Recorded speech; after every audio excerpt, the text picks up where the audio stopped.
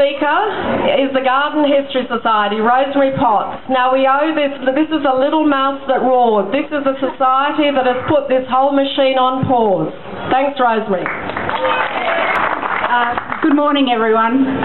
Not such a little mouse that roared, I think.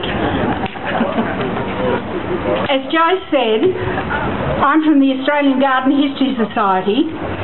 We're a national organisation with branches in every state. The Society is the leader in concern for and conservation of significant cultural landscapes and historic gardens. We do this through committed, relevant and sustainable action, and I'm from the Sydney branch. I'm also a bit of an interloper from Surrey Hills. Good on you. In our branch's submission to Council on the proposed upgrade to Fitzroy Gardens, we expressed our reservations about both process and content. What the branch remains unconvinced of is whether such a dramatic upgrade, really a complete remake, is justified for this location. In particular, we're concerned about the lack of respect for what appears to be an existing, well-designed scheme that has provided a much-loved and well-used public park. A park that has many different user groups who find it both accommodating and a green sanctuary from intense local streets and commercial outlets. Fitzroy Gardens' evolution mirrors the rich layers of history of this area since European settlement. It was originally part of Alexander Macleigh's Elizabeth Bay estate, and from about 1939 the gardens developed as a park in several stages as sites became available.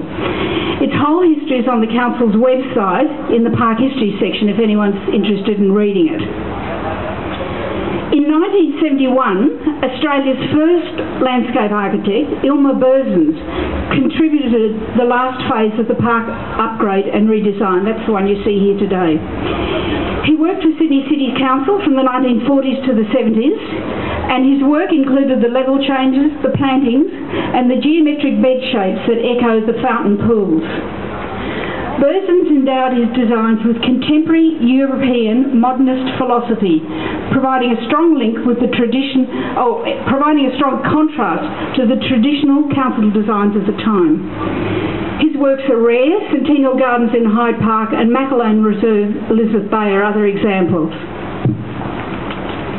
Alan Corrie, who is the former senior lecturer and head of the landscape architecture program at Sydney University, has gone on record about this park and Berzins' work. This is what he says. Fitzroy Gardens are at the very highest level of architectural heritage significance. At the time, only Ilmar Berzins was working at this scale.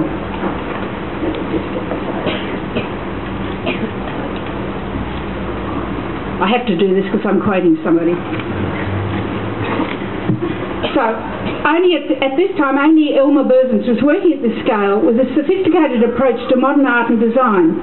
He was the only trained landscape architect. Berzins' Fitzroy Gardens and Bob Woodward's El Alamein Fountain go together. To think of the fountain without the gardens is like considering Elizabeth Bay House without its harbour setting and garden. Berzins' hallmarks include plants that are spectacular in terms of foliage and are used purely as architectural forms. Walking around the gardens, you can see how well this rare example of a 70s modernist landscape design works. Its strong structure and plantings form distinct garden rooms, minimising individual user impact. The proposed loss of so much of the mature vegetation that is an integral part of Berzins' design and contributes so much to the success of the park is alarming.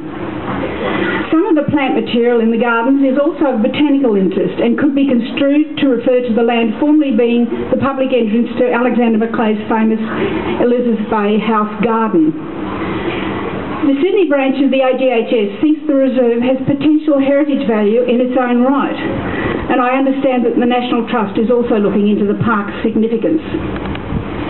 Fitzroy Gardens was created in 1939 as a result of public and council pressure for a park and green space in this densely populated area. It is widely used, and its continuing popularity is a mark of its success. It is a park of great cultural and personal significance to many, many people. It would seem it merely requires a little refreshing, not the destruction of its historic fabric that has been proposed. Thank you very much.